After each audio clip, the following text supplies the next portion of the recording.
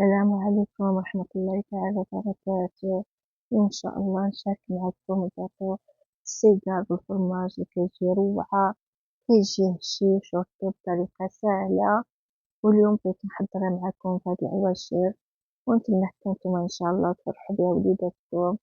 وهنايا السيجار بالفرماج والتزيين شيكولا بيضا والكحلة مع نغمدو في الكليتين، كيجي هشيش هشيش وطيب منقولكمش كيف كيجي، وماشي صعيب التحضير بزاف كيتوجد وطريقة سهلة، ونتمنى إن شاء الله تعجبكم. عاد نجيب واحد الحبة هنايا، ها هي كتنقسمها. شوف الوصفة كيف كتجي هشيش يجي رطب يدوب في الفم، ومنقولكمش كيف يجي في الأكل ديالو. ونتمنى إن شاء الله تعجبكم هاد الطريقة نتاع السيجار بالفرماج. نمشيو للتحضير إن شاء الله. ها هو هنايا المول ديالنا نضيفو فيه الزبدة. هنايا غادي أقسمو زبدة 250 غرام تاع الزبدة، هاد لاباط لي عندي فيها غير 200 غرام هي، ونزيد واحد 50 غرام بالزبدة الأخرى. ها هو غادي نزيد فيه شوية على حسب 200 غرام. بعد ما درت أنا الزبدة درتها عبرتها وشت عاد وزنتها وصبتها 250 غرام، ونضيف هنا الفرماج شوية خفة الملح، فرماج 8 الحبات، ونخلط هنايا حتى ينسجم الفرماج مع الزبدة كتصيبوه طالق بحال الكريمة. ها هو، ونزيد نضيف هنا واحد فاني بيضة ونخلطو مزيان، ونجيب هنا فلو كراميل. ها هو فلو كراميل، نضيف الحبة الأولى ونزيد نضيف واحد الحبة أخرى لأن حتى هي كتعطيلو واحد اللون خير، حتى في المذاق كتعطيلو واحد اللون في المذاق خير. ونخلطو الجميع.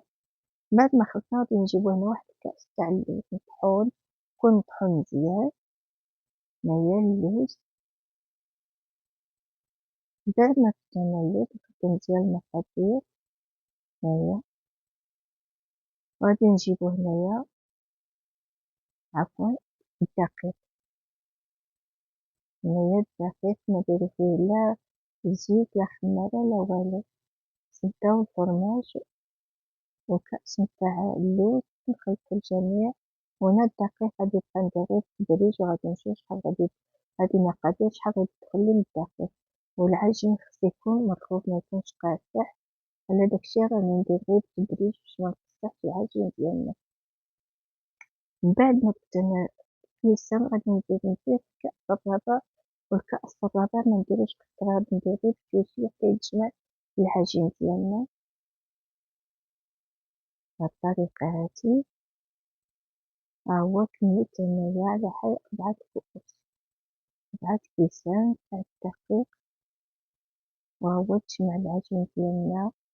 من بعد ما جمعتو ب4 كيسان تاع الدقيق وخصو يجي مرفوف. ها هو يجي بهاد الطريقة مرفوف ميجيش قاصح باش يجي الكاطو ديالنا ناجح وجافي.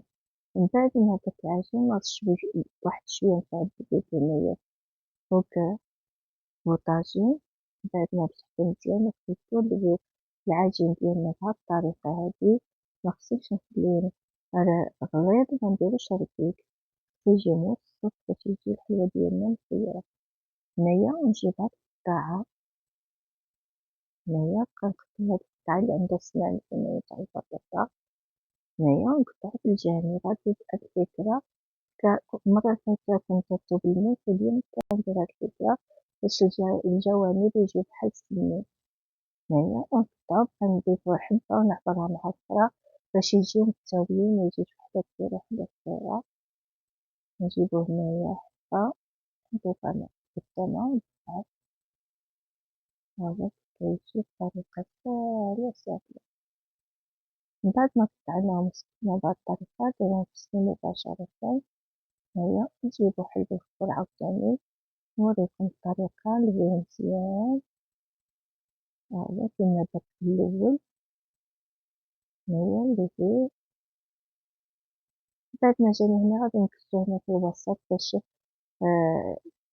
الكاميرا تبانلي كي ندير التقطاع ديال في الوسط. هنايا غادي نجيب الماء نغسلو وندير على الجانب ونجيب حتى قريب باش تنسى على القطع هكا. غادي نجيب ديك القطعة نجيب داك لي كنت كترتو نعبرو معاه ونقطعو هكا. نجيب عاود حبة أخرى بنفس الطريقة كيما درت في اللول هكا. عجبتني هاد القطعة هادي كتجيب لسان في الجوانب كيجي مخير هنايا. نزيدو عاوتاني نحيدو الفرن نديرو نفس الطريقة هنايا. نجيب الموس واحد الحبة نعبرها عليه هكا نمشي وهكا نمشيو كنكملو الكمية ديالنا كاملة بهاد الطريقة هادي هنايا. نديرو التسميق ونكملو بهاد الطريقة حتى نكملو كامل. ها هو من بعد ما كملنا درنا التسميق ونضيفوه في الفرن. الفرن تكون من نار متوسطة متكونش مجهدة بزاف متكونش قليلة تجي متوسطة باش تطيب خطرة هنايا. ونمشيو ان شاء الله نديروه يطيب ونحط هاو من بعد ما طاب شوفي جا البلاطو ديالنا جا دبيب طايب من التحت ومن الفوق جا مطيب هذا هو اللي نحتاجوه في هاد السيجار هذا. من بعد ما درتو هنايا فاكيتي غادي نجيب نحضرو الشيكولا ديالنا اللي غادي نديروها تذوب في حمام مائي هنايا. من بعد ما درت الشيكولا درت هنا الشيكولا البيضاء والشيكولا الكحلة خلطتهم عطاتني هاد اللون هذا. المرة الفايتة كنت درتها غير شيكولا بيضاء واليوم بغيت نقترح عليكم هاد الفكرة هادي. درت الشيكولا البيضاء مع الكحلة عطاتني هاد اللون. من بعد ما ذوبتها خليتها هنا في الماء حامي باش تبقى الشيكولا ديالنا دايبة باش تخليني نكمل الكمية كاملة بهاد الطريقة هادي. وهنا الفيوتين كنت حضرتهم وصورتو في مرة غادي نصورو في فيديو اخر ان شاء الله. درتو انايا في المنزل ونمشيو للتزيين. من بعد ما درت هنا الشيكولا غادي نغسلو هنايا الكاطو نخليوه حتى يتطفس وغادي نجيبو عفوا الفرشيطة نقدو الفرشيطة ونخليوه يكتر مزيان ونضيفو هنا داك الشيكولا واحد شوية نزيدو عاوتاني نضيفوه هكا حتى ندير واحد الكمية هنايا. غندير واحد الكمية ونغسلها في الزيتون مباشرة. ها هو ناخدو عاود الفرشيطة خليت الفرشيطة درتو في الفرشيطة وحطيتو هنا فوق الزيتون نرشو بهاد الطريقة باش يتشد مزيان هنايا. نجيو عاوتاني هاد الحبات طريقة ساهلة ماشي صعيبة مكتشدش حتى الوقت بزاف هكا. نرشو نلويو بهاد الطريقة ونحطوه في الطبسيل وفيه كيبس يتشد مع البرودة دوك مزيان البرودة الشيكولا فيه كتبرد ويتشد فيه هاد القشور تاع الزيتون ونمشيو هكا حتى نكملو الكمية ديالنا بهاد الطريقة هادي. منقولكمش كيف يجي في الأكل ديالو كيجي روعة روعة كيجي هشيش ويبقى مدة طويلة معليه والو. هاهي من بعد ما كملت هاد الكمية هادي غادي نمشيو عاوتاني نديرو كمية أخرى نضيفو الكاكاو في الشيكولا كيتخلطو مزيان. من بعد ما تخلطو غادي ناخدو هنايا بالفرشيطة ونحطو فوق الفيوتين هنايا